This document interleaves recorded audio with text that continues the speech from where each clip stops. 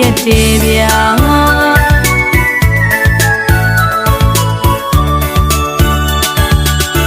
ကျွန်တော်တို့ရွှေမန္တလေးကိုခဏလေးရောက်လာပြီး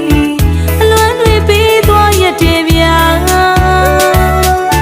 အချစ်နဲ့ပတ်သက်လာရင်ကျွန်တော်နှလုံးသားကလုံးဝရိုင်းပါဗျာပြန်လာမယ်လွယ်ပြောပြီးတော့ကျွန်တော်ချစ်ကိုကစားသွားရက်တယ်ဗျာ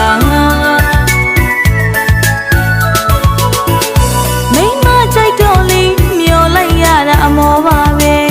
ဗျာခမရတကယ်စိတ်ငါလို့နေဗျာလာခြင်းရင်တကယ်နီးလေးပါခမရကမလာတာပါကျွန်တော်ချစ်တွေကိုလူကြုံတယောက်နဲ့ပြန်ပြီးပေးလိုက်ပါ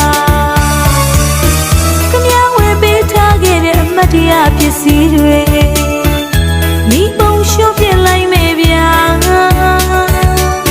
ဖြစ်ခဲ့တဲ့မြတ်စကြောင်းတွေကိုကံကြောင်းတရားလို့မယူလိုက်မယ်ဗျာ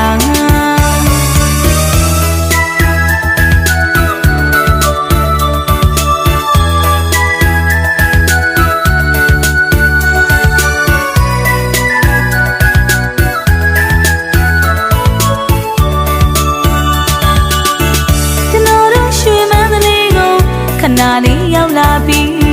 အလွမ်းတွေပြီးသွားရက်တယ်ဗျာအချစ်နဲ့ပတ်သက်လာရင်ကျွန်တော်နှလုံးသားကလုံးဝရိုင်းပါဗျာပြန်လာမယ်လွယ်ပြောပြီးတော့ကျွန်တော်အချစ်ကိုကစားသွားရက်တယ်ဗျာ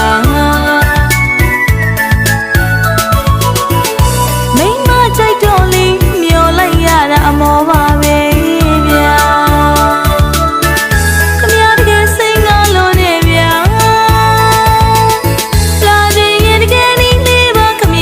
မလာတာပါ